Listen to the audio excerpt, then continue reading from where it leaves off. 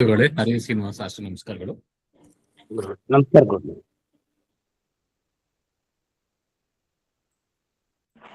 ನಮಸ್ಕಾರ ಮಾಡ್ತೀನಿ ಗುರುಗಳೇ.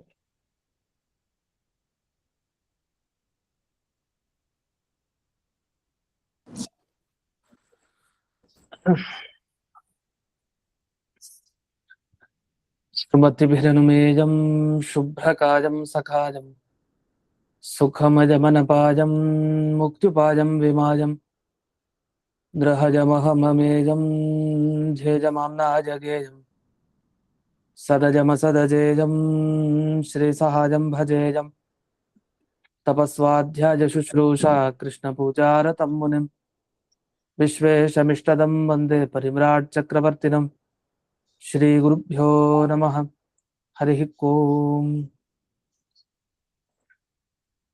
ಲಕ್ಷ್ಮೀಕಾಂತಂ ಭೂವರಾಹಂ ಭಜೇಹಂ ಬಾದರಾಯಣಂ ವಾದಿರಾಜಹೃದಂ ಭೋಜಮಂದಿರಂ ವಾಜಿಕಂಧರಂ ಭೀಮಸೇನಾನಂದತೀರ್ಥವಾನರೇಂದ್ರಾನಹಂ ಭಜೆ ವಾದಿರಾಜಗುರೂನ್ ವಂದೇ ವೇದವೇದ್ಯಗುರೂನ್ ಭಜೆ ಗುರೂನ್ ವೇದನಿಧೀನ್ ವಂದೇ ನಾರಸಿಂಹಗುರೂನ್ ಭಜೆ ವಂದೇ ನಾರಾಯಣಾಚಾರ್ಯಾನ್ ಕರ್ಣಾದಿಗಣಸೇವಿತಾನ್ ವಂದೇ ವೃಂದಾವನಾಚಾರ್ಯಾನ್ ಹಯಗ್ರೀವಮುನೀನ್ ಭಜೆ ಶೇಷಸೀತಾಪತಿವ್ಯಾಸಾನ್ ಪ್ರಣಮಾಮಿ ಗುರುಪ್ರಿಯಾನ್ ವೃಂದಾವನಾರ್ಯ ಸಂಪ್ರಾಪ್ತ ಜ್ಞಾನೇಶ್ವರ್ಯಾನಹಂ ಸದಾ ರಘುಪ್ರವೀರಾಖ್ಯ ಗುರೂನ್ ಭಜೆ ಜ್ಞಾನಾದಿಸಿದ್ಧಜೆ ಶ್ರೀಮದ್ವೃಂದಾವನಾಖ್ಯಾನಂ ವ್ಯಾಖ್ಯಾನೆ ಮಂದಧೀರಹಂ ಯದ್ಯಪ್ಯನಧಿಕಾರ್ಯಸ್ಮಿನ್ ತಥಾಪಿ ಗುರುವಾಕ್ಯತಃ ಮಯಾ ಯದಲ್ಪಂ ವಿಜ್ಞಾತಂ ತತ್ಸ್ಮೃತ್ಯರ್ಥಂ ನಿರೂಪ್ಯತೆ ಸಂತಃ ಸಂತು ಕೃಪಾವಂತೋ ಗುರುರಾಜಪದಾಶ್ರಯಾಃ. ಭಗವಾನ್ ಅವ್ಯವಹಿತ ಭಾವಿಕಲ್ಪಸಮೀರೋ ಲಾತವ್ಯಾಚಾರ್ಯಃ ಸುರವರ್ಯೈಃ ಸಂಪ್ರಾರ್ಥಿತಃ ಶ್ರೀನಾರಾಯಣೇನಾಜ್ಞಪ್ತಃ ಸನ್ ಭೂಮೌ ಅವತೀರ್ಯ ವಾದಿರಾಜನಾಮ ಯತಿ ಕುಲತಿಲಕೋ ಭೂತ್ವಾ ದುರ್ವಾದಿನೋ ವಿಜಿತ್ಯ ಯುಕ್ತಿಮಲ್ಲಿಕಾದೀನ್ ಗ್ರಂಥಾನ್ ವಿರಚಯ್ಯ ಸಜ್ಜನಾನಾಂ ಸಮ್ಯಜ್ಞಾನಮುತ್ಪಾದ್ಯ ಅತ್ಯಕ್ತದೇಹಃ ಸನ್ ವೃಂದಾವನಸ್ಥೋ ಭೂತ್ವಾ ಭಕ್ತಾನಾಂ ಇಷ್ಟಾನಿಷ್ಟ ಪ್ರಾಪ್ತಿ ಪರಿಹಾರ ಸಾಧನ ಅತ್ಯರ್ಥ ಪ್ರಸಾದ ಜನಕ ಅಪರೋಕ್ಷ ಜ್ಞಾನ ಜನಕ ಪರೋಕ್ಷ ನಿಶ್ಚಯೋತ್ಪಾದಕ ಉಪನಿಷದಾದಿ ಪ್ರತಿಪಾದ್ಯ ರುಜುಭಾವಂ ಸ್ವಸ್ಯ ಖ್ಯಾಪಯಿತುಂ ವೃಂದಾವನಾಖ್ಯಾನಂ ಕುರ್ವನ್ ಕಸ್ಯಚಿತ್ ತದಾನೀಂ ಅಕುಶಲ ದೇಶೀಯ ಬ್ರಾಹ್ಮಣ ಸ್ವಪ್ನೆ ವಿಶ್ವಾಸಯೋಗ್ಯಾನಾಂ ವಿಶ್ವಾಸಂ ಉತ್ಪಾದಯಿತುಂ ಉಪದಿದೇಶ ವಿಲೀನ ಪ್ರಕೃತಿತಯ ಅಂತರಾಯ ವಿಧುರೋಪಿ ಆಚಾರ್ಯವತ್ ಶಿಷ್ಯಾನ್ ಗ್ರಾಹಯಿತುಂ ಗ್ರಂಥಾದೌ ಮಂಗಲಮಾಚರತಿ ಹಯಗ್ರೀವೇತ್ಯಾದಿನಾ. ಹಯಗ್ರೀವಂ ಚಿದಾನಂದ ವಿಗ್ರಹಂ ಸದನುಗ್ರಹಂ ದಶಗ್ರೀವಚ್ಛಿದಂ ಶಾಪಾತ್ ಮಣಿಗ್ರೀವ ವಿಮೋಚನಂ.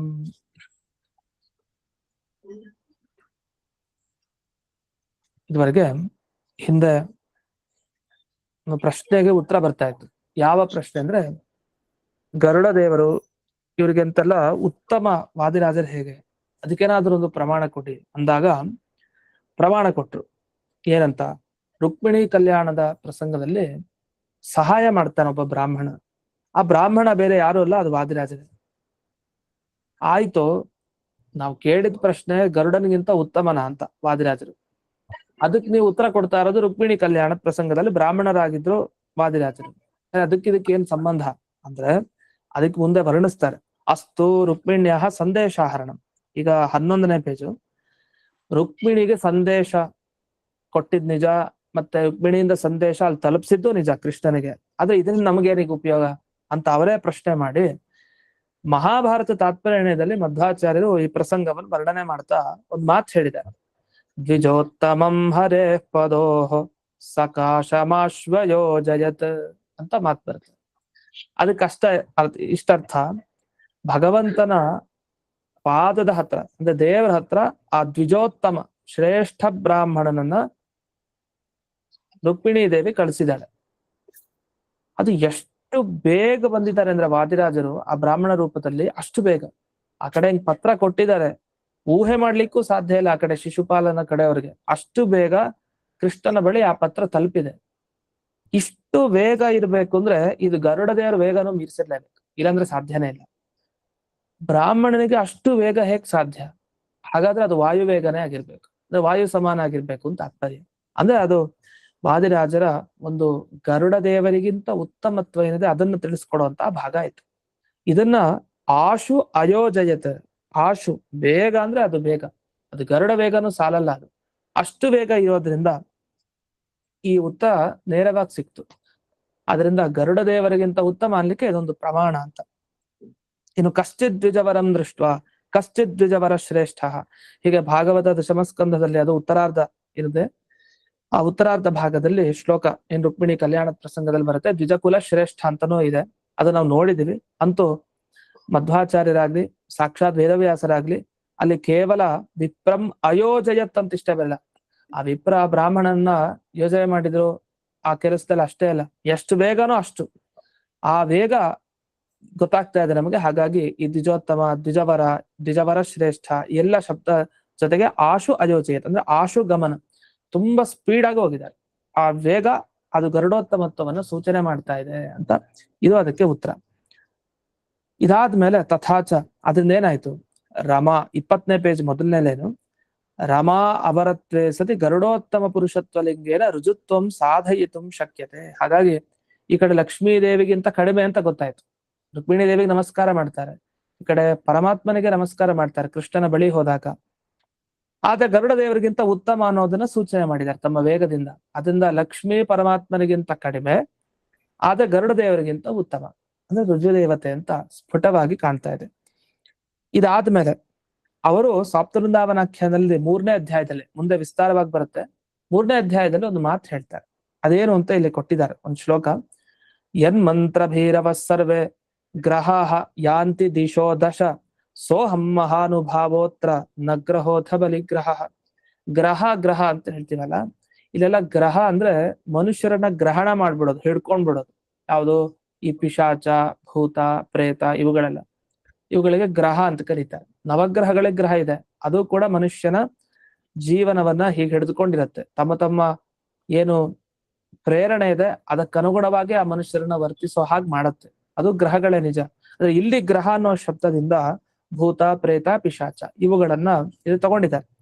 ಯನ್ ಮಂತ್ರ ಭೀರವ, ಅದು 3ನೇ ಅಧ್ಯಾಯದಲ್ಲಿ ವಾದಿರಾಜರು ಒಂದು ಒಳ್ಳೆ ಮಂತ್ರವನ್ನ ಉಪದೇಶ ಕೊಡ್ತಾರೆ. ತಗೋ ವಿಪ್ರೇಂದ್ರ, ಶ್ರೇಷ್ಠ ಬ್ರಾಹ್ಮಣ, ನೀನ್ ತಗೋ, ನಾನು ಮಂತ್ರವನ್ನ ಉಪದೇಶ ಕೊಡ್ತೀನಿ, ಈ ಒಂದು ಮಂತ್ರ ಜಪ ಮಾಡು, ನಿನಗೆ ಎಲ್ಲಾ ಸಿದ್ಧಿ ಆಗತ್ತೆ ಅಂತ ಹೇಳ್ತಾರೆ. ಅದು ಮುಂದಕ್ಕೆ ಬರುತ್ತೆ ನಮಗೆ. ಯಾಕೆಂದ್ರೆ ಆ ಮಂತ್ರದ ಪವರ್ ಎಷ್ಟು ಅಂದ್ರೆ, ಆ ಮಂತ್ರದಿಂದ ಹೆದರಿಕೆ ಆದ ಎಲ್ಲಾ ಪಿಶಾಚಗಳು ದಿಕ್ಕಾಪಾಲಾಗಿ ಓಡತ್ತಂತೆ. ಆ ಪಿಶಾಚಗಳೆಲ್ಲ, ಗ್ರಹಗಳೆಲ್ಲ ಯಾವುದೇ ತೊಂದರೆನೂ ಆಗಲ್ಲ. ಯಾಕೆಂದ್ರೆ ಅಂಥ ಮಂತ್ರದ ಪ್ರತಿಪಾದ್ಯ ಮೂರ್ತಿ ಯಾರು? ಆ ಮಂತ್ರ ಹೇಳ್ತಾ ಇರೋದು ವಾದಿರಾಜರ ಬಗ್ಗೆ. ಅಂಥ ಮಹಾನುಭಾವನಾದ ನಾನು ಗ್ರಹ ಅಲ್ಲ, ನಾನು ಬಲಿಗ್ರಹ ಅಂತ ಹೇಳ್ತಾರೆ ವಾದಿರಾಜರು. ಗ್ರಹ ಅಲ್ಲ ಅಂದ್ರೆ ನಾನೇನ್ ಪಿಶಾಚ ಅಲ್ಲ, ಬಲಿಗ್ರಹ ಅಂದ್ರೆ ಅದು ಸ್ವಾರಸ್ಯ. ವಾದಿರಾಜರ ಮಾತುಗಳಲ್ಲಿ ಈ ಪದ ಸ್ವಾರಸ್ಯಗಳಿರುತ್ತೆ. ಅಂದ್ರೆ ಈ ಅನುಪ್ರಾಸ ಅಲಂಕಾರ ಅಂತ ಹೇಳ್ತೀವಲ್ಲ, ಅನುಪ್ರಾಸ ಅಂದ್ರೆ ಒಂದು ಪದ ಒಂದೇ ತರ ಅಕ್ಷರ ಇರೋ ಪದಗಳನ್ನ ಅನೇಕ ಬಾರಿ ಬಳಸೋದು. ಆತರ ಗ್ರಹ ಅಲ್ಲ, ಬಲಿಗ್ರಹ ನಾನು ಅಂತ ಅದೊಂದು ಶೈಲಿ ಅವ್ರದ್ದು. ಈ ಗ್ರಂಥ ಇಡೀ ಸ್ವಾತಂತ್ರ್ಯವನ್ನು ಗಮನಿಸಿದಾಗ ಬೇರೆ ಗ್ರಂಥಗಳಲ್ಲಿ ಯಾವ ರೀತಿ ವಾದಿರಾಜರು ಆ ಪದಗಳ ಒಂದು ವಿಶಿಷ್ಟತೆ ರಚನೆಯನ್ನ ಮಾಡಿರ್ತಾರಲ್ಲ, ಅದೇ ಕ್ರಮವನ್ನ ಇಲ್ಲಿ ಕಾಣಬಹುದು. ಸರಿ, ಇದರ ಅರ್ಥಕ್ಕೆ ನೋಡೋಣ. ಮಹಾನುಭಾವನಾದ ನಾನು ಗ್ರಹ ಅಲ್ಲ, ಬಲಿಗ್ರಹ ಅಂದ್ರು. ಇದರಿಂದನೂ ಒಂದು ವಿಶೇಷ ವಿಚಾರ ಇದೆ. ಅಲ್ಲಿ ಹೇಳ್ತಾರೆ, ನನಗೆ ಎಲ್ಲಾ ದೇವತೆಗಳು ಬಂದು ಪೂಜೆಯನ್ನ ಸಲ್ಲಿಸ್ತಾರೆ. ಯಾಕೆ ಅಂತಂದ್ರೆ ನನ್ನ ಗುಣಗಳನ್ನ ಸ್ಮರಣೆ ಮಾಡಿಕೊಂಡು ಯಾರು ನನ್ನ ಹೆಸರನ್ನ, ನನ್ನ ಮಂತ್ರವನ್ನ ಉಚ್ಚಾರಣೆ ಮಾಡ್ತಾರೋ ಅವರಿಗೆ ಪಾಪ ಸಂಘಾತ ಪಂಜರಂ. ಅವರು ಒಂದು ಪಂಜರ, ಹೇಗೆ ಗಿಳಿಯನ್ನ ಕಟ್ಟಾಕಿರ್ತೀವಲ್ಲ ಒಂದು ಪಂಜರದ ಒಳಗಡೆ, ಹಾಗೆ ನಾವು ಒಂದು ಕಟ್ಟಾಕೊಂಡ್ಬಿಟ್ಟಿದೀವಂತೆ. ಅದು ಯಾವುದು ಅಂತಂದ್ರೆ ಈ ಪಂಜರ ಪಾಪಗಳ ಪಂಜರ. ಸುತ್ತಲೂ ಪಾಪಗಳಿದೆ, ಅದನ್ನ ಹಿಂಗೆ ದೂಡ್ಕೊಂಡು ನಾವು ಹೋಗ್ಲಿಕ್ಕೆ ಸಾಧ್ಯ ಆಗ್ತಾ ಇಲ್ಲ. ಯಾಕೆ? ಸುತ್ತಲೂ ಅಷ್ಟು ಪಾಪ, ಅದು ಗಟ್ಟಿಯಾಗಿದೆ. ಅದು ಯಾವ ಓಪನ್ ಮಾಡ್ಬೇಕು, ದೇವರೇ ಬರ್ಬೇಕು, ಗುರುಗಳೇ ಬರ್ಬೇಕು, ಅಂತ ಒಂದು ಪಂಜರ. ಆ ಪಂಜರ ಕೇವಲ ವಾದಿರಾಜರ ನಾಮಸ್ಮರಣೆ, ಅವರ ಮಂತ್ರದ ಬಲದಿಂದ ನಾವು ದಾಟಬಹುದು. ಜಹಾತಿ ಮರ್ತ್ಯ ಸತತಂ ಸಪಾಪೀತು ಕಥಂ ಭವೇತ್. ಒಬ್ಬ ಮನುಷ್ಯ ಈ ರೀತಿ ಮಾಡಿದ್ರೆ ಇದೆಲ್ಲವನ್ನ ದಾಟ್ತಾನೆ ಕಷ್ಟಗಳಿಂದ. ಅಂಥವನು ಪಾಪಿಷ್ಠ ಆಗ್ಲಿಕ್ಕೆ ಹೇಗ್ ಸಾಧ್ಯ? ಯಾಕೆಂದ್ರೆ ಪಾದ ಸ್ಮರಣೆಯನ್ನ ಮಾಡ್ತಾ ಇದ್ರೆ ಅಂಥವರು ಪುಣ್ಯವಂತರಾಗ್ತಾರೆ. ಅಂಥ ನಾನು ಪುಣ್ಯತಮ ಶುದ್ಧ ಅಂತ ವಾದಿರಾಜರು ತಾವು ತಮ್ಮ ಸ್ವರೂಪದ ಬಗ್ಗೆ ತಿಳಿಸಿದ್ದಾರೆ. ಇನ್ನೊಂದು ಮಾತು ಸಾತ್ವನಂದಾವನಾಖ್ಯಾನದಲ್ಲಿ ಯಾವಾಗ ವಾದಿರಾಜರು ತಮ್ಮ ಬಗ್ಗೆ ತಾವು ತಿಳಿಸ್ತಾರೆ ಅದು ಅಹಂಕಾರದಿಂದ ಅಲ್ಲ. ಯಾಕೆಂದ್ರೆ ಅವ್ರ ಬಗ್ಗೆ ನಾವು ಪ್ರಾರ್ಥನೆ ಮಾಡಿದ್ರೆ ಆಗ ನಮ್ಮಲ್ಲಿರುವಂತಹ ಅಹಂಕಾರದಿಂದ ಉಂಟಾಗೋ ದೋಷ ಅವುಗಳು ಪರಿಹಾರ ಆಗುತ್ತೆ. ಅಷ್ಟು ವಿಶೇಷ. ಅವರೇ ಮುಂದೆ ಅಲ್ಲೇ ಹೇಳ್ತಾರೆ ಇದೇ ಪ್ರಸಂಗದಲ್ಲಿ 3ನೇ ಅಧ್ಯಾಯದಲ್ಲಿ, ಆತ್ಮಸ್ತೋತ್ರಂ ನ ಕರ್ತವ್ಯಂ ಅಹಂಕಾರೇಣ ಧೀಮತ. ಅಹಂಕಾರಿಯಾದ ವ್ಯಕ್ತಿಗಳು ತಮ್ಮ ಸ್ತೋತ್ರ ಮಾಡ್ಕೊಳ್ತಾರೆ. ಅಂದ್ರೆ ನೀವು ದೇವ್ರ ಸ್ತೋತ್ರ ಮಾಡಿ, ಗುರುಗಳ ಸ್ತೋತ್ರ ಮಾಡಿ. ಯಾಕಂದ್ರೆ ಎಲ್ಲ ಅವ್ರ ಅನುಗ್ರಹದಿಂದ ನಮ್ಗೆ ಆಗಿರೋದು ಹೊರತು ನಾನೇ ಮಾಡ್ದೆ, ಎಲ್ಲ ನಾನೇ, ನನ್ನಿಂದಲೇ ಇವರು ಉದ್ಧಾರ ಆದ್ರು, ಹೀಗೆಲ್ಲ ಅನ್ಕೊಳ್ಳೋ ಹಾಗೂ ಇಲ್ವಂತೆ. ಅದನ್ನ ನಾನು ಅಂತ ಬಂದೆ, ನನ್ನ ಅಂತರ್ಯಾಮಿಯಾದ ಗುರುಗಳು ಹಾಗೆ ದೇವರು ಹೀಗ್ ಮಾಡಿಸಿದ ನನ್ನ ಕೈಲಿ ಅಂತ. ಅದು ವಾದಿರಾಜರು ಹೇಳ್ಕೊಳ್ತಾರ ಅಂದ್ರೆ ಮಧ್ವಾಚಾರ್ಯ ಹೇಳ್ಕೊಂಡಿಲ್ವಾ? ಅದೇ ತರ ವಾದಿರಾಜರು ತಾವು ಈ ಗ್ರಂಥದಲ್ಲಿ ತಮ್ಮ ಸ್ವರೂಪವನ್ನ ತಿಳಿಸ್ಬೇಕು ಸಾತ್ವಿಕರಿಗೆ, ಅದಕ್ಕೋಸ್ಕರ ತಿಳಿಸಿದ್ದಾರೆ. ಈ ರೀತಿ 3ನೇ ಅಧ್ಯಾಯದಲ್ಲಿ ಬಂದ ಒಂದು ಬಲಿಗ್ರಹ ಅಂತ ಒಂದು ಶಬ್ದ ಬಂತು. ಅದ್ರ ಬಗ್ಗೆ ವಿಶೇಷ ವಿಚಾರ ಹೇಳ್ತಾರೆ. ಈ ಬಲಿಗ್ರಹ ಅನ್ನೋದು ಏನ್ ತಿಳಿಸ್ತಾ ಇದೆ ಅಂದ್ರೆ, ಇದು ಬ್ರಹ್ಮದೇವರಲ್ಲಿರೋ ಒಂದು ಗುಣ ಏನಿದೆಯಲ್ಲ ಅದಕ್ಕೆ ಸಮಾನವಾಗಿ ವಾದಿರಾಜರಲ್ಲಿದೆ ಅಂತ ಸ್ವಯಂ ವಾದಿರಾಜರು ತಿಳಿಸಿದ್ದಾರೆ. ಅದೇನಂದ್ರೆ ಒಂದು ಉಪನಿಷತ್ತಿನಲ್ಲಿ ಬರುವಂತಹ ಮಾತು, ತಾಯೋ ವೇದ ಸವೇದ ಬ್ರಹ್ಮ ಸರ್ವೇಸ್ಮೈ ದೇವಾ ಬಲಿಮಾವಹಂತಿ. ಈ ಮಂತ್ರ ಏನ್ ಹೇಳ್ತಾ ಇದೆ ಅಂದ್ರೆ, ತಾ ಅಂದ್ರೆ ಯಾರು ಭೂಹು ಭುವಃ ಸುವಹ ಭೂರ್ಭುವಸ್ವಹ ವ್ಯಾಹೃತಿ ಏನಿದೆ ಮಂತ್ರಗಳು, ಇವುಗಳನ್ನ ಯಾರು ಚೆನ್ನಾಗಿ ತಿಳಿದಿದಾನೋ ಅಂದ್ರೆ ಚತುರ್ಮುಖ ಬ್ರಹ್ಮದೇವರು, ಅವರೇ ಭಗವಂತನ ಬಗ್ಗೆ ಸರಿಯಾಗಿ ಮ್ಯೂಟ್ ಮಾಡ್ಕೊಳ್ಳಿ. ಸ್ನಾನಕ್ಕೆ ಇಳಿದ್ಬಿಟ್ಟಿಯಮ್ಮ, ನೋಡ್ಬಾ ಇದು ಯಾಕ ಹೊಟ್ಟಾಯ್ತು.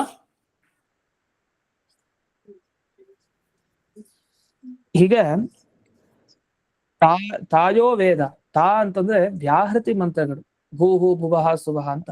ಈ ವ್ಯಾಹೃತಿ ಮಂತ್ರಗಳಾಗ್ಲಿ ವೇದ ಮಂತ್ರಗಳಾಗ್ಲಿ ಇವುಗಳ ಜ್ಞಾನವನ್ನ ಯಾರು ಪಡಿಲಿಕ್ಕೆ ಸಾಧ್ಯ? ಸರಿಯಾಗಿ ವೇದ ಮಂತ್ರಗಳನ್ನ ಅರ್ಥೈಸ್ಕೊಳ್ಬೇಕು ಅಂದ್ರೆ ಅದು ಚತುರ್ಮುಖ ಬ್ರಹ್ಮದೇವರೇ ಆಗ್ಬೇಕು.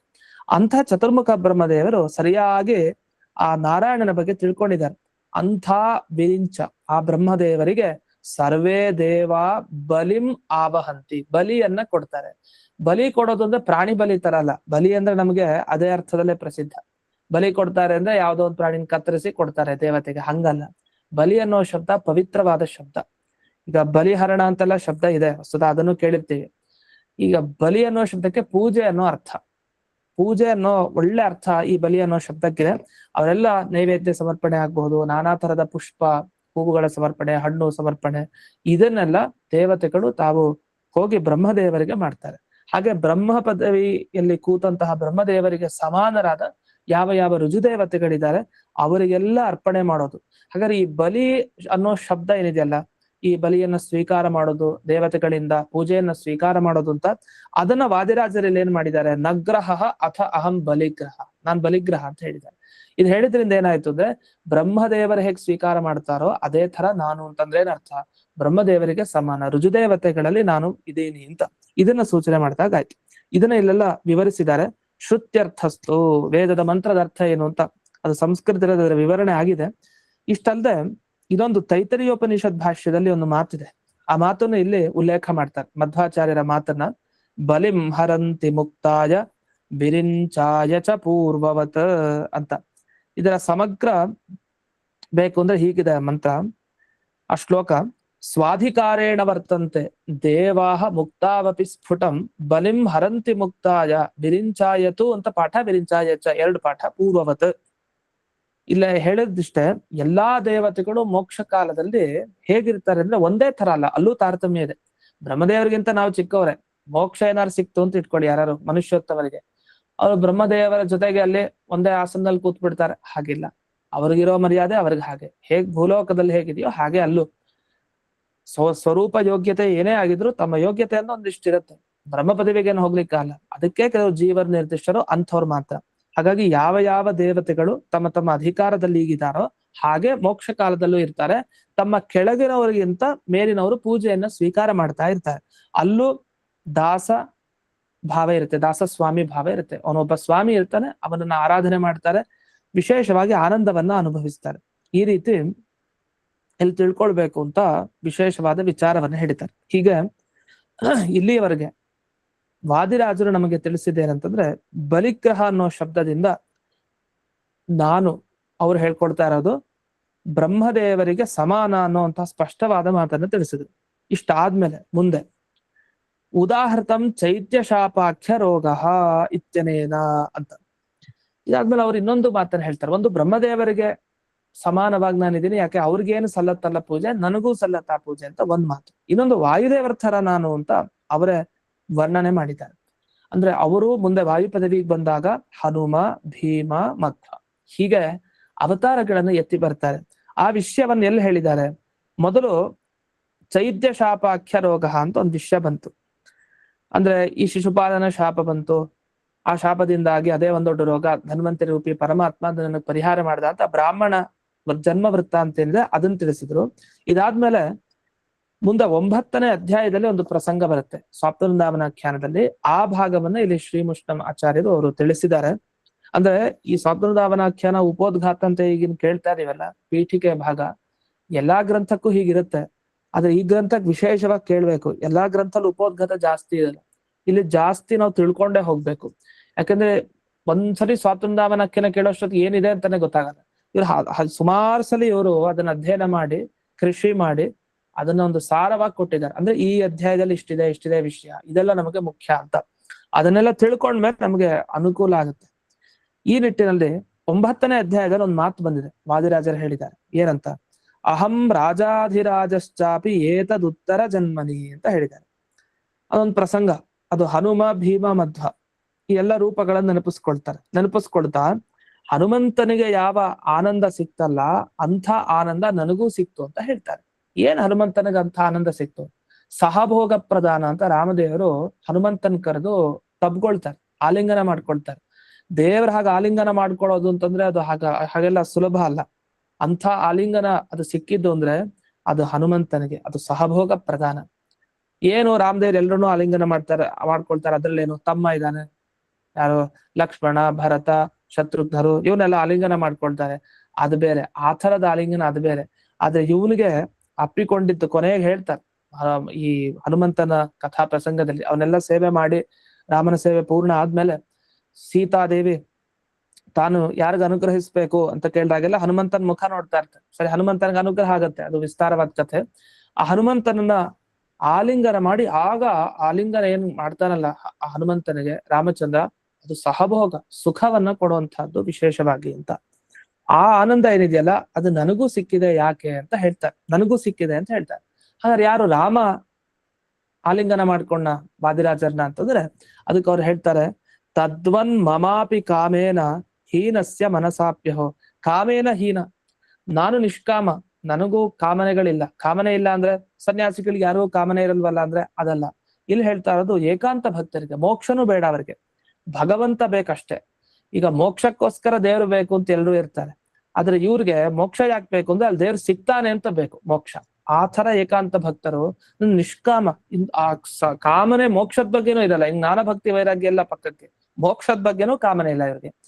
ಇದು ದೊಡ್ಡ ರುಜುಧರ್ಮ. ಈ ರುಜುಧರ್ಮ ಅದು ಏಕಾಂತ ಭಕ್ತರಲ್ಲಿ, ಅದರಲ್ಲೂ ಮಧ್ವಾಚಾರ್ಯರಲ್ಲಿ ಕಂಡಿದೆ, ಜೊತೆಗೆ ವಾದಿರಾಜರಲ್ಲಿ ಕಂಡಿದೆ.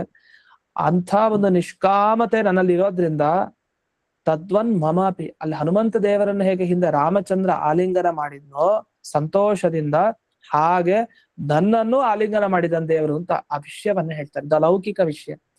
ಇದನ್ನೇ ಹೇಳಿದ್ದವತ್ತು 5ನೇ ಅಧ್ಯಾಯದಿಂದ ಪ್ರಾರಂಭ ಮಾಡಿ 13ನೇ ಅಧ್ಯಾಯ ಎಲ್ಲ ವಿಷಯ ಹೇಳ್ತಾ ಅಲೌಕಿಕ ಮಹಿಮೆ. ಅಂದ್ರೆ ಈ ಲೋಕದಲ್ಲಿ ನಡೆದಿಲ್ಲ, ವಿಶೇಷವಾಗಿ ಲೋಕಾಂತರಲ್ಲಿ ನಡೆದ ಘಟನೆನ ವಾದಿರಾಜರು ಹೇಳ್ತಾ ಹೋಗ್ತಾರೆ. ಅದರಲ್ಲಿ ಹಯಗ್ರೀವ ದೇವರು ಅಷ್ಟಭುಜ ನಾರಾಯಣ ಅಂತ ಇಲ್ಲಿ ಉಲ್ಲೇಖ ಮಾಡಿದ್ದಾರೆ.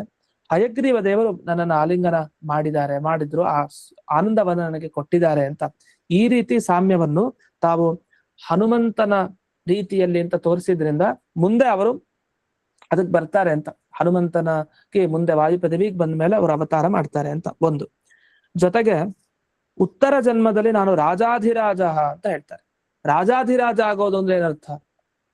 ಭೀಮಸೇನ್ ದೇವರು ಅಂತ ಆ ಪಾತ್ರವನ್ನ ಅವರು ವಹಿಸ್ತಾರೆ ಅಂತ ಅರ್ಥ. ಅಂದ್ರೆ ಅನೇಕ ಈ ಪೃತನಾಕ್ಷಜಕಾರಿತ್ಯನ, ಪೃತನ ಅಂದ್ರೆ ಸೇನೆಗಳು, ಈ ದುಷ್ಟ ಸೇನೆಗಳನ್ನೆಲ್ಲ ಸದೆ ಬಡಿದು ನಾನು ಆ ಜನ್ಮವನ್ನ ರಾಜಾಧಿರಾಜನಾಗ್ತೀನಿ ಅಂತ ಹೇಳಿದ್ರಿಂದ ಭೀಮಪರತ್ವಂ, ಭೀಮಸೇನ ದೇವರಾಗಿ ಬರ್ತಾರೆ ಅಂತ ಆಯ್ತು. ಇದೆಲ್ಲ ಏನಂದ್ರೆ ಈ ಬಳಿತ ಸೂಕ್ತ ಇದೆಯಲ್ಲ, ಅದರ ಅರ್ಥ ನಾವು ಹೇಗೆ ಮಧ್ವಾಚಾರ್ಯರಲ್ಲಿ ಅನ್ವಯಿಸ್ತೀವೋ ಹಾಗೆ ವಾದಿರಾಜರಿಗೂ ಕೂಡ ಬಳಿತ ಸೂಕ್ತ ಅನ್ವಯಿಸುತ್ತೆ. ಅದಕ್ಕೆ ಪೂಜೆ ಮಾಡ್ಬೇಕಾದ್ರೆ ಈ ಬಳಿಥಾ ಸೂಕ್ತವನ್ನ ಪಾರಾಯಣ ಮಾಡಿದಾಗ ಈ ಸಮಪೂಜೆಯನ್ನ ಯಾರು ಮಾಡ್ತಾರೆ ವಿಶೇಷವಾಗಿ ಅವರು ಬಳಿಥಾ ಸೂಕ್ತ ಹೇಳ್ಕೊಂಡು ಮುಖ್ಯ ಪ್ರಾಣ ದೇವರಿಗೆ ಅಭಿಷೇಕ ಮಾಡ್ತಾ ಇರ್ತಾರೆ. ಪಕ್ಕದಲ್ಲಿ ವಾದಿರಾಜರ ಪ್ರತಿಮೆ ಇರುತ್ತೆ ಸಮಪೂಜೆ ಆದ್ರಿಂದ ಅವ್ರಿಗೂ ಬಳಿಥಾ ಸೂಕ್ತ ಹೇಳ್ಕೊಂಡು ಮಾಡ್ತಾ ಇರ್ತಾರೆ. ಇದು ಹೇಗ್ ಸಾಧ್ಯ? ಬಳಿಥಾ ಸೂಕ್ತ ವಾಯುದೇವರನ್ನು ಹೇಳೋದಲ್ವಾ? ವಾದಿರಾಜರ ಸ್ವಾತ್ಮದಾವನಾಖ್ಯಾನ ಅಧ್ಯಯನ ಮಾಡಿದ್ರೆ ಈ ಮಾತುಗಳು ಶ್ರೀಮುಷ್ಣಂ ಆಚಾರ್ಯ ಏನ್ ಬರ್ದಿದ್ದಾರೆ, ಈ 4-5 ಮಾತುಗಳು ಇದನ್ನ ನೋಡಿದಾಗ ಬಳಿಥಾ ಸೂಕ್ತ ಹೇಳ್ತಾ ಇದೆ ಅರ್ಥವನ್ನ ವಾದಿರಾಜರ ಪರವಾಗಿ. ವೇದ ಮಂತ್ರಗಳಿಗೆ ನೀವು ಪ್ರಶ್ನಿಸೋ ಹಾಗಿಲ್ಲ. ಏನಂತ? ಯಾವ್ದೋ ಕಾಲದಿಂದ ಬಂದಿತ್ತು ವೇದ ಮಂತ್ರ, ಈಗ 12-13ನೇ ಶತಮಾನದಲ್ಲಿದ್ದ ಮಧ್ವಾಚಾರ್ಯರನ್ನ ಹೇಳಲಿಕ್ಕೆ ಸಾಧ್ಯನಾ ವೇದ ಮಂತ್ರ? ಹಾಗಾದ್ರೆ ವಾದಿರಾಜರನ್ನ ಹೇಗೆ ಹೇಳೋದು ಅಂತೆಲ್ಲ ಮಧ್ವಾಚಾರ್ಯ ಹೇಳಿದೆ ನಾವು ಒಪ್ಕೊಂಡಿದ್ದೀವಿ ವೈದಿಕಾಚಾರ್ಯರು ಅಂತ. ಮಧ್ವಾಚಾರ್ಯ ಬರೋದಕ್ಕಿಂತ ಮುಂಚೆನೂ ವೇದ ಮಂತ್ರ ಇತ್ತು. ಹಾಗಾದ್ರೆ ಈ ಕಾಲದಲ್ಲಿ ಬಂದ ಮಧ್ವಾಚಾರ್ಯ ವೇದ ಮಂತ್ರ ಹೇಳುತ್ತೆ. ಹಾಗೆ ಎಲ್ಲ ದೇವತೆಗಳು ಆಯಾಯ ಕಾಲದಲ್ಲಿ ಹುಟ್ಟಿದವರು ಅವತರಿಸಿದವರು ಅವ್ರನ್ನ ಹೇಳುತ್ತೆ ವೇದ ಮಂತ್ರ. ಹಾಗೆ ವಾದಿರಾಜರನ್ನು ಆ ವೇದ ಮಂತ್ರಗಳು ಹೇಳ್ತಾ ಇದೆ. ಆದ್ರಿಂದ ವಾದಿರಾಜರನ್ನ ಹೇಗೆ ಹೇಳುತ್ತೆ ವೇದ ಮಂತ್ರ ಅಂತ ಪ್ರಶ್ನಿಸೋ ಹಾಗಿಲ್ಲ. ಹಾಗೆ ನೋಡಿದ್ರೆ ಮಧ್ವಾಚಾರ್ಯನು ಹೇಳಲಿಕ್ಕೆ ಬರಲ್ಲ ಅಂತ ಮುಂದೆ ತುಂಬಾ ಚೆನ್ನಾಗಿ ಅದಕ್ಕೆ ಉತ್ತರಗಳನ್ನು ಕೊಡ್ತಾರೆ. ನಮಗೆ ವೇದ ಮಂತ್ರಗಳಿಗೆ ಅರ್ಥ ಮಾಡ್ಕೊಳ್ಲಿಕ್ಕೆ ಬಂದಿಲ್ಲ ಅಂತ ಅರ್ಥ. ಜಂಬುಖಂಡಿ ವಾದಿರಾಚಾರ್ಯರು ಈ ಬಳಿಥಾ ಸೂಕ್ತ ವಾದಿರಾಜರ ಪರ ಅಂತ ಅರ್ಥ ಮಾಡಿ ತೋರಿಸಿದ್ದಾರೆ. ಅವರ ಗ್ರಂಥ ನಮಗೆ ಉಪಲಬ್ಧಿ ಇಲ್ಲದೆ ಇರಬಹುದು, ಆದ್ರೆ ಆತ್ಮಕೂರು ಆನಂದ ತೀರ್ಥಾಚಾರ್ಯರು ಅನೇಕ ವೇದ ಮಂತ್ರಗಳನ್ನು ತಗೊಂಡು ಅರ್ಥವನ್ನ ವಿವರಣೆ ಮಾಡಿದ್ದಾರೆ. ಅವರು ಬಳಿಥಾ ಸೂಕ್ತ ವಾದಿರಾಜರ ಪರ ಹೇಗೆ ಅಂತ ತುಂಬಾ ಸುಂದರವಾಗಿ ವಿವರಣೆ ಮಾಡಿದ್ದಾರೆ. ಈ ರೀತಿ ವೈದಿಕ ಶಬ್ದಗಳನ್ನ ನಿರ್ವಚನ ಮಾಡೋದು ತುಂಬಾ ಕಷ್ಟ. ವೇದ ಮಂತ್ರಗಳಿಗೆ ಹಾಗೆಲ್ಲ ಸುಲಭ ಅರ್ಥ ಹೇಳಲಿಕ್ಕೆ ಆಗಲ್ಲ. ಆದ್ರೆ ಎಲ್ಲ ಮಾತುಗಳನ್ನು ನೋಡಿದಾಗ ಸ್ಪಷ್ಟವಾಗಿ ವಾದಿರಾಜರು ಏನ್ ತಿಳಿಸಿದ್ದಾರೆ? ಬಳಿಥಾ ಸೂಕ್ತ ಪ್ರತಿಪಾದ್ಯ ನಾನು ಅಂತ ತಿಳಿಸಿದ್ದಾರೆ. ಅದನ್ನ ಈ ಪಂಕ್ತಿಗಳಲ್ಲಿ ನೋಡ್ಬಹುದು. ಅದನ್ನು ಶ್ರೀಮುಷ್ಟಮ ಆಚಾರ್ಯ ಬರಿತಾ ಇದ್ದಾರೆ. ಪೃಕ್ಷೋ ವಪು ಪಿತುಮಾನಿತಿ ಶ್ರುತಿವಚನಸ್ಯ ಭೀಮ ಪರತ್ವಮಿವ ಸ್ವಪರತ್ವಂ ಸೂಚಿತಂ. ಹೇಗೆ ಅದು ಭೀಮಸೇನ ದೇವರನ್ನ ಹೇಳ್ತಾ ಇದ್ದಾರೆ, ನನ್ನನ್ನು ಹೇಳ್ತಾ ಇದೆ ಅಂತ ಅವರು. ಹಾಗೆ ದಶಪ್ರಮತಿಂ ಜನಯಂತ ಯೋಷಣ ಇತ್ಯಾದೇಹೆ ಇದು ಹೇಗೆ ಹೇಳ್ತಾ ಇದೆ ಅಂದ್ರೆ ಅವ್ರು ಇನ್ನೊಂದು ಘಟನೆಯನ್ನ ಹೇಳ್ತಾರೆ. ಮಧ್ವಾಚಾರ್ಯರ ಪರವಾಗಿ ನೀವು ಹೇಗೆ ಅರ್ಥ ಮಾಡ್ತೀರಿ ಹಾಗೆ ಇನ್ನೊಂದು ಅದೇನಾಯ್ತು, ಅಹಂ ಆನಂದ ಮುನಿನ ಸದಾನಂದ ಪ್ರಸಂಗಿನ ಸಹ ನಾನಾ ವಿಧ ಗಾಥಾ ಶ್ರೀನಾಥಸ್ಯ ಸ್ಮರಾಮ್ಯ ಅಂತ ಒಂದು ಸ್ವಾಪ್ತವೃಂದಾವನಾಖ್ಯಾನದಲ್ಲಿ ಮುಂದೆ 9ನೇ ಅಧ್ಯಾಯದಲ್ಲಿ ಬರೋ ಮಾತು. 58ನೇ ಶ್ಲೋಕ ಇದು. ಇಲ್ಲಿ ಅದ್ರ ಬರೀ ಉಲ್ಲೇಖ ಮಾಡಿದರೆ ಅದ್ರೆಷ್ಟೇ ಶ್ಲೋಕ ಅಂತ ಕೊಟ್ಟಿಲ್ಲ, ಅದನ್ನ ನೋಟ್ ಮಾಡ್ಕೊಳ್ಳಿ. ಅಹಂ ಆನಂದ ಮುನಿನ, ನಾನು ಈ ಆನಂದಕರ ಶಾಸ್ತ್ರವನ್ನ ರಚನೆ ಮಾಡಿದ ಮಧ್ವಾಚಾರ್ಯರ ಜೊತೆಗೆ ನಾನು ಅನೇಕ ರೀತಿಯಾದ ಚರ್ಚೆಗಳನ್ನ ಮಾಡ್ತಾ ಇರ್ತೀನಿ ಭಗವಂತನ ಬಗ್ಗೆ. ಅದರಿಂದ ಸಿಗೋ ಆನಂದನೇ ಬೇರೆ ಅಂತ ತುಂಬಾ ಹಂಚ್ಕೊಳ್ತಾರೆ. ಮಧ್ವಾಚಾರ್ಯರ ಜೊತೆಗೆ ಕೂತು ಸಾಕ್ಷಾತ್ತಾಗಿ ವೇದವ್ಯಾಸರ ಬಳಿನೂ ಕೂಡ ಇರ್ತಾರೆ ಅನ್ನೋ ಘಟನೆ ಬದರಿಕಾಶ್ರಮದಲ್ಲಿ. ಹೀಗೆ ವಾದಿರಾಜರ ಈ ಮಾತು ಏನಿದೆ ದಶಪ್ರಮತಿ, ಆ ಪೂರ್ಣ ಪ್ರಮತಿತ್ವನ ವಾದಿರಾಜರಿಗೂ ತಿಳಿಸ್ತಾ ಇದೆ ಅಂತ. ಹೀಗೆ ಬಳಿಥಾ ಸೂಕ್ತ ಇವರನ್ನ ಹೇಳ್ತಾ ಇದೆ ಅನ್ನೋದು ಬಹಳ ವಿಶೇಷ. ಹಾಗಾಗಿ ಬಳಿಥಾ ಸೂಕ್ತದಿಂದ ಅಭಿಷೇಕ ಮಾಡ್ತಾ ಇದ್ರೆ ನಿಮಗೆ ವಾದಿರಾಜರನ್ನು ಅರ್ಥ ಆಗಿ ಬರ್ದೇ ಇದ್ರೆ ಅದು ಮುಖ್ಯ ಪ್ರಾಣದವರಿಗೆ ಅಭಿಷೇಕ ಮಾಡಿದಾಗ ಆಗುತ್ತೆ. ಅದು ವಾದಿರಾಜರ ಪರವಾಗಿ ಅರ್ಥ ಮಾಡ್ಕೊಂಡ್ರೆ ಆಗ ಸರಿ ಹೋಗುತ್ತೆ. ಅದರಿಂದ ಒಂದೇ ಸೂಕ್ತ ಹೇಳಿ ಹಾಗೆ ಅಭಿಷೇಕ ಒಟ್ಟಿಗೆ ಮಾಡ್ಬೋದು. ಈ ತರ ಮಾಡುವಂತ ಕ್ರಮ ಇದೆ. ಇಷ್ಟಾಗಿ ಮುಂದೆ ಕೊನೆಯ ಭಾಗಕ್ಕೆ ಬರೋಣ. ಇದು ಶ್ರೀಮುಷ್ಣಂ ಆಚಾರ್ಯರು ಕೊನೆಗೆ ಈಗ ಕೆಲವು ಪ್ರಶ್ನೆಗಳನ್ನ ಎತ್ಕೊಂಡು ಮುಕ್ತಾಯ ಮಾಡ್ತಾರೆ. ಮುಕ್ತಾಯ ಮಾಡಿದ ಮೇಲೆ ಅವರು ಈ ನಾವು ದಿವಸ ಹೇಳ್ತೀವಲ್ಲ, ಮೊದಲಿಗೆ ಏನು ಈ ಮಂಗಳ ಶ್ಲೋಕಗಳನ್ನ ಹೇಳಿ ಗದ್ಯವನ್ನ ಹೇಳಿ ವಿಲೀನ ಪ್ರಕೃತಿ ತಯ ಅಂತ ಏನು ಗದ್ಯ ಭಾಗ ಹೇಳ್ತೀವಿ, ಆ ಗದ್ಯ ಭಾಗ ಬರುತ್ತೆ. ಇನ್ನೊಂದು ಪ್ಯಾರ ಇದೆ. ಈ ಪ್ಯಾರವನ್ನ ಮುಗಿಸಿದ್ರೆ ಆಗ ನಾವು ನೇರವಾಗಿ ಹಯಗ್ರೀವಂ ಚಿದಾನಂದ ವಿಗ್ರಹಂ ಅನ್ನೋ ಈ ಮೊದಲನೇ ಅಧ್ಯಾಯದ ಮೊದಲನೇ ಶ್ಲೋಕದ ವಿವರಣೆಗೆ ಹೋಗ್ಬೋದು. ಅಷ್ಟು. ಈಗ ಒಂದು ಪ್ರಶ್ನೆ ಮಾಡ್ಕೊಳ್ತಾರೆ, ಅಲ್ಲ ನೀವ್ ಇಷ್ಟೆಲ್ಲ ವೇದ ಮಂತ್ರ ವಾದಿರಾಜರನ್ನ ಹೇಳುತ್ತೆ ಅಂತ ಹೇಳ್ತೀರಲ್ಲ, ಈಗ ಬಳಿಥಾ ಸೂಕ್ತ ಇದೆಲ್ಲ ಅಲ್ಲಿ ಹೇಳಿದ್ಯಾ ನಿಜವಾಗ್ಲೂ ಹೇಳಿ ಬಾಯ್ ಬಿಟ್ಟು. ಅವ್ರ ಪ್ರಶ್ನೆ ಇವರೇ ಮಾಡ್ಕೊಳ್ತಾರೆ ಶ್ರೀಮುಷ್ಟಮಾಚಾರ್ಯರೇ. ಈಗ ಈ ಕಾಲದಲ್ಲಿ ಈ ದೇಶದಲ್ಲಿ ರುಜುಗಳಾಗಿ ವಾದಿರಾಜರು ಅನ್ನೋ ಹೆಸರಿನಲ್ಲಿ ಬರ್ತಾರೆ, ಅವ್ರು ಇಂತಿಂತ ಕೆಲಸ ಮಾಡ್ತಾರೆ, ಒಂದ್ ಋಗ್ವೇದ ವಾಕ್ಯ ಕೊಡಿ, ಒಂದ್ ಯಜುರ್ವೇದ ಕೊಡಿ, ಒಂದ್ ಸಾಮವೇದ, ಯಾವ್ದಾರೊಂದ್ ವೇದ ವಾಕ್ಯ ಕೊಡಿ, ಹೀಗಿದೆಯಾ? ಇಲ್ಲ. ಆದ್ರಿಂದ ಸ್ಪಷ್ಟವಾಗಿ ಹಾಗೆ ತೋರಿಸಿ. ಸುಮ್ಮನೆ ಅವ್ರು ಹೇಳಿದ್ದಾರೆ ಆದ್ರಿಂದ ಅವರು ರುಜು ಪರವಾಗಿ ನಾವ್ ಅರ್ಥ ಮಾಡ್ಬೇಕು ವಾದಿರಾಜರ ಪರವಾಗಿ ಬಳಿಥಾ ಸೂಕ್ತನ, ಇದ್ಯಾಕೆ ಹೆಂಗ್ ಮಾತಾಡ್ತೀರಿ? ನಾನು ಉದಾಹೃತ ಋಗಾದಿಶು ಅಸ್ಮಿನ್ ಕಾಲೆ ಅಸ್ಮಿನ್ ದೇಶೆ ಅಂದ್ರೆ ಇವಾಗ ವಾದಿರಾಜರ ಹೂವಿನ ಕೆರೆ ಅಲ್ಲಿ ಈ ದೇಶದಲ್ಲಿ ಇಂಥ ಟೈಮ್ ನಲ್ಲಿ ಕಶ್ಚಿತ್ ರುಜು, ಒಬ್ಬ ರುಜು ಅಂದ್ರೆ ಲಾತವ್ಯ ಅನ್ನೋ ರುಜುಗಳು ಭೂಮಿಯಲ್ಲಿ ಅವತಾರ ಮಾಡಿ ವಾದಿರಾಜ ನಾಮ ಕಸ್ಸನ್ ವಾದಿರಾಜನ ಹೆಸರಿನಿಂದ ಬಂದು ಇಮಾನಿ ಕರ್ಮಾಣಿ ಕರಿಷ್ಯದೆ ಇಂಥ ಕೆಲಸಗಳನ್ನ ಮಾಡ್ತಾರೆ ಅಂತ ಒಂದ್ ವೇದ ವಾಕ್ಯ ಕೊಡಿ, ಆಗ ಒಪ್ಕೊಳ್ಳೋಣ. ಅದನ್ನ ಸ್ಪಷ್ಟೋಕ್ತೇರ ಭಾವ.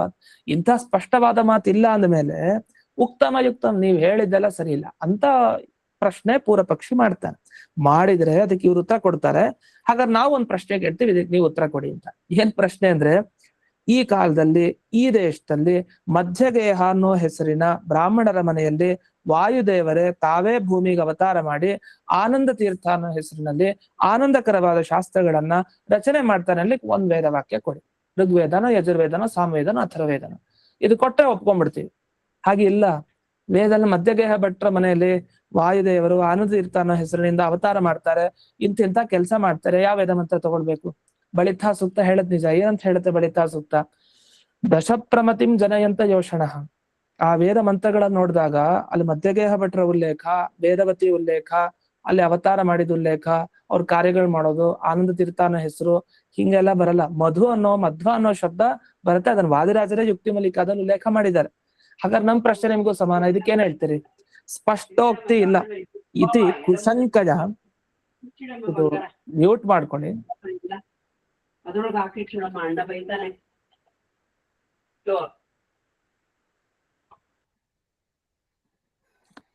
ಇತಿ ಕುಶಂಕಜ ಶ್ರೀಮದ್ ಆಚಾರ್ಯ ವಾಯುಭಾವಸ್ಯಾಪಿ ಪ್ರತ್ಯುಕ್ತತ್ವ ಅಭಾವ ಪ್ರಸಂಗಾತ್. ಈ ತರ ನೀವು ಶಂಕೆಗಳನ್ನ ಮಾಡ್ತಾ ಹೋದ್ರೆ ಇದು ಕೆಟ್ಟ ಶಂಕೆ ಅಂತ ಕರೀತಾರೆ. ಈ ಸಂಶಯ ಮಾಡ್ಲಿಕ್ಕೂ ಒಂದು ಮಿತಿ ಬೇಕು. ಈ ತರ ಶಂಕೆ ಮಾಡ್ತಾ ಹೋದ್ರೆ ಎಲ್ಲರಲ್ಲೂ ಈ ತರ ಶಂಕೆ ಮಾಡ್ಬೋದು. ಆಗ ವಾಯುದೇವರು ಕೂಡ ಮಧ್ವಾಚಾರ್ಯರಾಗಿ ಬಂದ್ರು ಅನ್ನೋದನ್ನು ನೀವು ವೇದದಲ್ಲಿ ಬಂದಿಲ್ಲ ಅಂತ ಹೇಳ್ಬೇಕಾಗಿ ಬರುತ್ತೆ. ಅದು ಸ್ಪಷ್ಟ ಮಾತು ಕೇಳಲಿಕ್ಕೆ ಹೋಗ್ಬೇಡಿ, ಅದಾಗಲ್ಲ ಅಂತ. ಒಂದು ಅಷ್ಟೇ ಅಲ್ಲ, ಇದ್ಯಾಕೆ ಏವಂ ಶ್ರೀ ಬಾದರಾಯಣಸ್ಯಾಪಿ, ಮಧ್ವಾಚಾರ್ಯ ತನಕ ಹೋಗಲ್ಲ ಈ ಮಾತು. ವೇದವ್ಯಾಸರ ಬಗ್ಗೆನೂ ಆಕ್ಷೇಪ ಬರುತ್ತೆ. ಏನಂತ? ಈಗ ಜನ ಅಭ್ಯಾಸ ಮಾಡುವಂತ ವೇದ ಭಾಗ ಏನಿದೆ ಈಗ ಪ್ರಚಲಿತ ಕಾಲದಲ್ಲಿ, ಇದನ್ನ ಶ್ರೀಮುಷ್ಟಮಾಚಾರ್ಯರು ಅವ್ರ ಕಾಲದಲ್ಲಿ ಇದ್ದಾಗ ಹೇಳ್ತಾರ, ವರ್ತಮಾನ ಜನ ಅಭ್ಯಸ್ತ ವೇದ ಭಾಗೇಶು. ಈಗ ಏನು ವೇದ ಪರಂಪರೆ ಇದೆ, ವೈದಿಕರೇನು ವೇದಗಳನ್ನ ಮಂತ್ರಗಳನ್ನ ಹೇಳ್ತಾರೆ, ಆ ಭಾಗಗಳಲ್ಲಿ ಸಾಕ್ಷಾತ್ ನಾರಾಯಣ ಪರಾಶರರಿಂದ ಋಷಿಗಳಿಂದ ಸತ್ಯವತಿ ದೇವಿಯಲ್ಲಿ ಅವತಾರ ಮಾಡಿ ಬ್ರಹ್ಮಸೂತ್ರಾದಿಗಳನ್ನ ಮಾಡಿದ್ದಾನೆ. ಒಂದ್ ವೇದ ಮಂತ್ರ ಉದಾಹರಣೆ ಕೊಡಿ.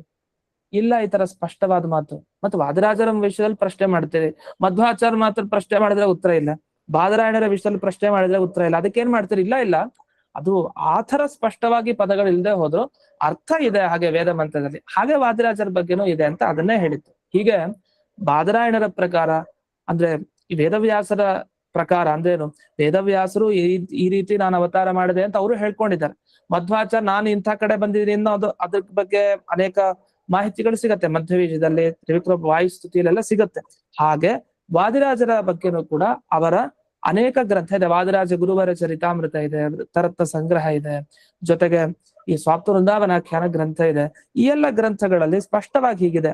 ಅಷ್ಟೇ ಅಲ್ಲ, ಇನ್ನೊಂದು ಮಾತು ಅಂದ್ರೆ, ಭಾರತಾದ ನಿಖಿಲ ಪುರಾಣಾನಾಂಚ ತೇನೈವ ಕೃತತ್ವ ತತ್ರ ಸ್ವಮಾಹಾತ್ಮ್ಯ ವರ್ಣನಂ ಕೃತವಿತಿ ಕುಶಂಕಾಯ ಅನುಪಾದಯತ್ವ ಪ್ರಸಂಗ. ನೀವ್ ಈ ತರ ಸಂಶಯಾತ್ಮ ವಿನಶ್ಯತಿ ಅಂತ ಕೃಷ್ಣ ಹೇಳ್ತಾರಲ್ಲ ಭಗವದ್ಗೀತೆಯಲ್ಲಿ. ಎಲ್ಲದಕ್ಕೂ ಒಂದು ಡೌಟ್, ಎಲ್ಲದಕ್ಕೂ ಡೌಟ್, ಒಂದಕ್ಕೆ ಮಿತಿ ಇರ್ಬೇಕಲ್ಲ. ಅತೀಂದ್ರಿಯ ವಿಷಯದಲ್ಲಿ ಡೌಟ್ ಪಡ್ಕೊಂಡು ಹೋದ್ರೆ ಕೊನೆಗೆ ಉತ್ತರನೂ ಸಿಗಲ್ಲ. ಹೀಗ್ ನೀವು ಶಂಕೆ ಮಾಡೋದಿದ್ರೆ, ಈಗ ಮಹಾಭಾರತ ಅನೇಕ ಪುರಾಣ ಇದೆ, ಅದೆಲ್ಲ ವೇದವ್ಯಾಸರೇ ಮಾಡಿದ್ದು. ಅವ್ರ ಮಹಿಮೆನ ಅವರೇ ಹೇಳ್ಕೊಂಡಿದ್ದಾರೆ ಅಂತ ಅರ್ಥ. ಯಾಕೆ? ವೇದವ್ಯಾಸರಿಂದ ದೇವ್ರೇನ್ ಮಾಡ್ದ ಅಂದ್ರೆ 18 ಪುರಾಣ ಬರ್ದು ತನ್ನ ಬಗ್ಗೆ ತಾನು ಹೊಗಳ್ಕೊಂಡ. ಇದು ತಪ್ಪಲ್ವಾ? ಇದು ತಪ್ಪಲ್ಲ. ಅದು ದೊಡ್ಡವರು ಅವ್ರ ಸ್ವರೂಪ ಹೇಳ್ಕೊಳ್ಲಿಕ್ಕೆ ಹೇಳ್ತಾರೆ. ಹಂಗೆ ಮಧ್ವಾಚಾರ್ಯರು ಹೇಳ್ಕೊಂಡ್ರು, ಹಂಗೆ ವಾದಿರಾಜರು ಹೇಳ್ಕೊಂಡ್ರು ತಮ್ಮ ಸ್ವಾಪ್ತ ವೃಂದಾವನಾಖ್ಯಾನ ಕೃತಿಯಲ್ಲಿ. ಹಾಗಾಗಿ ಈ ದೇವರ ಮೇಲೆ ಪ್ರಶ್ನೆ ಬರುತ್ತೆ. ಏವಂ ವಿಷ್ಣು ಸರ್ವೋತ್ತಮತ್ವೇ ವಾಯೋ ಜೀವೋತ್ತಮತ್ವೇ ಜಗತ್ ಸತ್ಯತ್ವೇ ಚ ಸ್ಪಷ್ಟ ಶ್ರುತಿ ವಚನಸ್ಯೈವ ಅವಶ್ಯಕತ್ವೇನ ಮನ್ವಾದಿ ಸ್ಮೃತೀನಾಂ ಪುರಾಣಾನಾಂ ಸೂತ್ರ ಭಾಷ್ಯ ಟೀಕಾನಾಂ ಚ ವೈಯರ್ಥ್ಯ ಪ್ರಸಂಗ. ಹಾಗಾಗಿ ದೇವರು ಸರ್ವೋತ್ತಮ ಅನ್ನೋ ಮಾತಿಗೆ, ವಾಯು ಜೀವೋತ್ತಮ ಅನ್ನೋ ಮಾತಿಗೆ, ಜಗತ್ ಸತ್ಯ ಅನ್ನೋ ಮಾತಿಗೆ ಸ್ಪಷ್ಟವಾದ ವೇದವಾಕ್ಯನೇ ಕೊಡಿ. ಹಾಗೆ ಮನ್ವಾದಿ ಸ್ಮೃತಿ, ಮನುಸ್ಮೃತಿ, ಪರಾಶರ ಸ್ಮೃತಿ ಏನೇನಿದೆ ಆ ಸ್ಮೃತಿಗಳು, ಪುರಾಣಗಳು, ಹಾಗೆ ಸೂತ್ರ ಭಾಷ್ಯ ಟೀಕಾ ಎಲ್ಲ ವ್ಯರ್ಥ ಆಗ್ಬೇಕಾಗತ್ತೆ. ಯಾಕೆ? ಅಲ್ಲೆಲ್ಲ ಹೇಳಿದ್ದಾರೆ, ವರ್ಣನೆ ಮಾಡಿದ್ದಾರೆ. ವಾಯು ಜೀವೋತ್ತಮತ್ವ ಹೇಳಿದ್ದಾರೆ, ಮತ್ತೆ ವಿಷ್ಣು ಸರ್ವೋತ್ತಮತ್ವ ಹೇಳಿದ್ದಾರೆ. ವಿಷ್ಣು ಸರ್ವೋತ್ತಮ ಅಂತ ಒಂದು ವೇದವಾಕ್ಯ ಹುಡ್ಕೊಳ್ಲಿಕ್ಕಂತ ಸರ್ವೋತ್ತಮನ ಅರ್ಥ ಇರುವಂತ ವೇದವಾಕ್ಯ ಹುಡುಕ್ಬೋದು. ಸರ್ವೋತ್ತಮ ವಿಷ್ಣು, ಹರಿ ಸರ್ವೋತ್ತಮ ಒಂದ್ ವೇದವಾಕ್ಯ ಹುಡ್ಕೊಡಿ. ಏಕಾದಶಿ ಉಪವಾಸ ಮಾಡಿ ಒಂದ್ ವೇದವಾಕ್ಯ ಹುಡ್ಕೊಡಿ. ಹೀಗೆ ಪ್ರತಿಯೊಂದಕ್ಕೂ ಅದೇ ಪದ ಹಾಕಿ ಅದೇ ವೇದವಾಕ್ಯವನ್ನ ಉತ್ತರಿಸಿ ಹೇಳ್ಬೇಕು ಅಂದ್ರೆ ಅದು ನಮ್ಗೆ ಈಗ ಸಿಗ್ತಾನೆ ಇಲ್ಲ. ಹಾಗೆ ಅಂತ ಈ ತರ ಕೆಲವು ಆಕ್ಷೇಪಗಳನ್ನ ಮಾಡಿ ಕೊನೆಗೆ ಇನ್ನೂ ಒಂದು ಪ್ಯಾರ ಇದೆ, ಆ ಪ್ಯಾರವನ್ನು ಮಾಡಿ ಮುಕ್ತಾಯ ಮಾಡ್ತಾರೆ. ಅದೇನು ಅಂತ ನಾಳೆ ದಿವಸ ನೋಡೋಣ ಅಂತ ಹೇಳ್ತಾ ಇಂದಿನ ಪಾಠವನ್ನ ಅಸ್ಮದ್ ಗುರುವಂತರ್ಗತ ವ್ಯಾಸತೀರ್ಥ ಗುರುವಂತರ್ಗತ ಭಾರತೀಯ ರಮಣ ಮುಖ್ಯ ಪ್ರಾಣಾಂತರ್ಗತ ಶ್ರೀಮನ್ಮೂಲ ಗೋಪಾಲಕೃಷ್ಣನಿಗೆ ಅರ್ಪಣೆನ ಮಾಡ್ತೀನಿ. ಶ್ರೀಕೃಷ್ಣ ಅರ್ಪಣ.